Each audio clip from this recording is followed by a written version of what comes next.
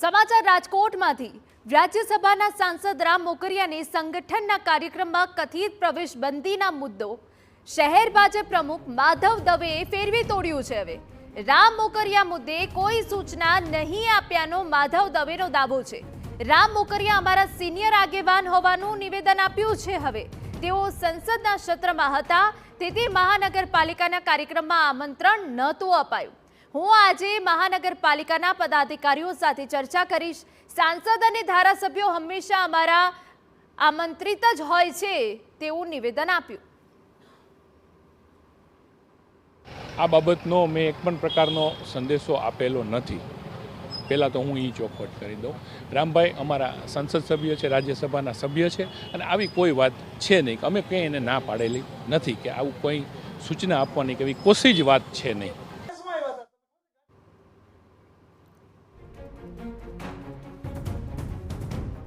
તો સંપૂર્ણ વિગતે વાત કરવા માટે અમારા સંવાદદાતા મોહિત ભટ્ટ જોડાઈ ગયા છે, તેમની પાસેથી વિગતો મેળવીએ। મોહિત, રાજકોટ ભાજપમાં આ વિખવાદ શેનો છે? રામ મોકરિયા અને શહેર ભાજપ વચ્ચે આ પહેલાથી જ વિવાદ ચાલી રહ્યો છે અને હવે એક નવું જ સ્વરૂપ આ વિવાદે ધારણ કર્યું છે, શું છે વિગત?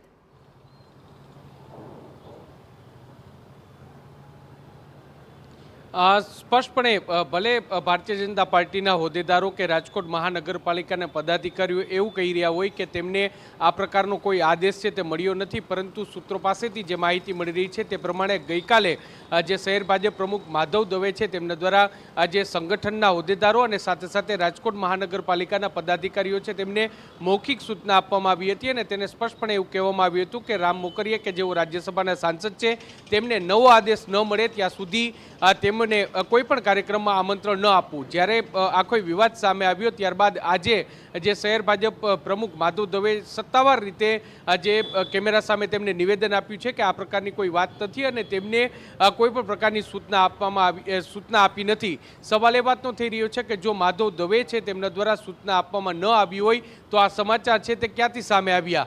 રાજકોટ મહાનગરપાલિકાના પદાધિકારીમાંથી જ આ સમાચાર છે તે સામે આવ્યા અને તેમને સૂચના મળી ત્યારબાદ આ સમાચાર છે તે મીડિયાને મળ્યા હોય તેવું સ્પષ્ટપણે લાગી રહ્યું છે। હવે વાત એ છે કે આ પ્રકારનો વિવાદ શા માટે થયો? તો જે માહિતી મળી રહી છે તે પ્રમાણે જે રાજ્યસભાના સાંસદ રામ મોકરિયા છે તેઓ બેબાક બોલ માટે જાણીતા છે। તેઓ કોઈ પણ પ્રકારની વાતચીત હોય અથવા તો તેમને કોઈ પણ માહિતી મળી હોય તો તેઓ સીધા જ નેતા હોય કે અધિકારી હોય તેમને મોં પર જ કહી દેતા હોય છે અને તેને કારણે જ આ વિવાદ છે તે સામે આવ્યો છે।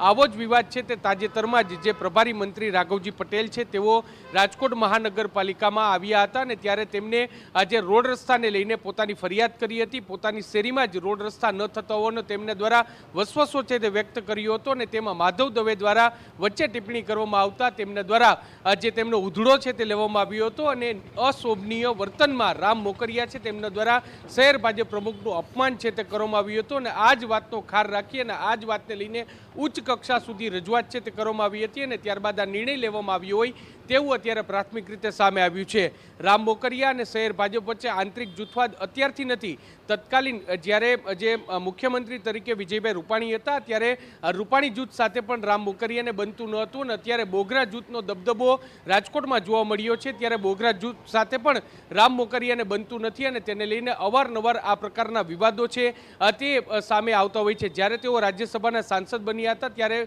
ભાજપ કાર્યાલયમાં પોતાની અલગ ચેમ્બરને લઈને પણ વિવાદ છે તે સર્જાયો હતો અને ત્યારબાદ રાજકોટ મહાનગરપાલિકા અને પોલીસ વિભાગમાં ભ્રષ્ટાચારને લઈને તેમને અનેક લોકો પર નિશાન છે તે સાધ્યું હતું। હવે જ્યારે તેમના બેબાક બોલ છે તેને લઈને વિવાદ છે તે સર્જાયો છે ત્યારે શહેર ભાજપ પ્રમુખે મન બનાવી લીધું હતું કે તેમને આગામી કાર્યક્રમોમાં હાજર ન કરવા, તેમને આમંત્રણ ન આપવું, પરંતુ હવે આ વિવાદ છે તે સામે આવ્યો છે અને હવે કેમેરા સામે શહેર ભાજપ પ્રમુખ એવો એકરાર કરી રહ્યા છે કે આ સમાચાર છે તે પાયાવિહોણા છે।